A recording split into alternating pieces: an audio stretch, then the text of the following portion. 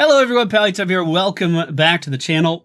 Really quick, I just want to address some of the drama that's been happening between myself and PAX. Because a lot of people have been asking me on Twitter what's going on and kind of addressing it, or asking me to address it. So I thought I would take a second and just do that. And I want to start out, before we get into any of this, I applied for a media badge, and if they didn't want me to attend, that would be fine. And I would respect that decision. And we would move on and everything would be okay.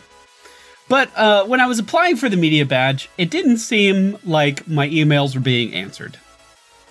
There's two steps to the process. You sign up on the website and then you have to send them an email with your ID, with your business card, and a video that has your face in it, which there's plenty of videos with my face in it on this channel, so that part wasn't too hard.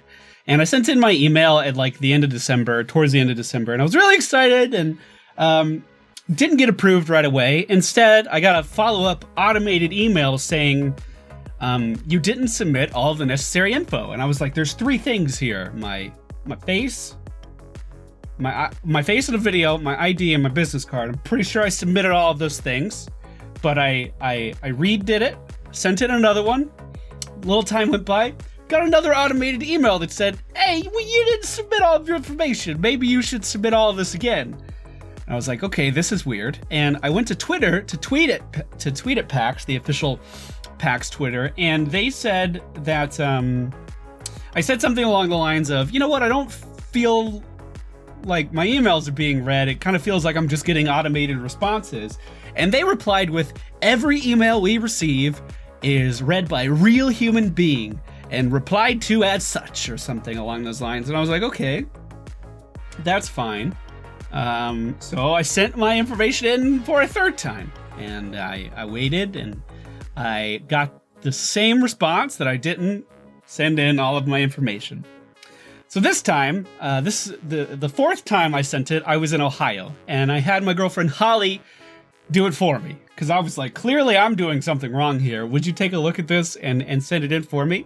And she did. She scanned it at work. She gave them a PNG format file of all of the necessary credentials, a PDF format file of all the necessary credentials, and we submitted it and waited and got the same response a couple weeks later that once again they didn't have all of the necessary info. I need to do these steps in order to get a content creator badge. And then I reached out on Twitter again, and I said, this was my fourth time. I'm positive it went through. It was like 4 tweets that I sent that I was like, I'm really confused here. Could you guys help? And I even used the email address that they had. They provided it with these automated emails saying, if you have any questions, please feel free to ask. And I was like, sure, that sounds great. I have questions. What's not going right? And I didn't hear back again.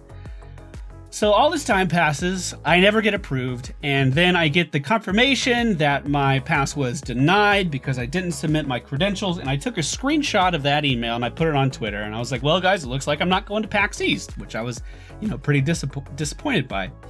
And I posted this, like, I think before I went on vacation or something, and then I come back and went to sleep because I was exhausted after traveling, and I see that, well, my Twitter's blowing up with a bunch of people tweeting at PAX trying to get an answer, and they had the audacity to say that plenty of content creators had submitted their information, and MFPallytime did not.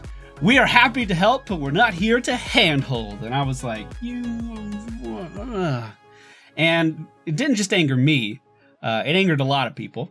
And inevitably, after some public back and forth between PAX and I was asleep at the time, so it wasn't me, but other people, they decided to send me an email to tell me once again why I was declined. And I wrote like 3 paragraphs. I was like, I totally respect your decision to not allow me to go to something that you are offering. This is your convention. You absolutely have the right to tell me that I can't go, and that's okay. What made me feel bad was the fact that I was ignored for 2.5 months or however long it was, trying to attend, trying to reach out, trying to give you the information, just to be completely ignored, trying to ask questions not only through emails, but on Twitters, and being ignored there too. and or just kind of, we read all of them, don't worry, even though I was actually getting automated emails. But it turns out that my emails just weren't going through. For whatever reason, they were not receiving emails from me. I don't know why, but I talked to someone and we fixed it.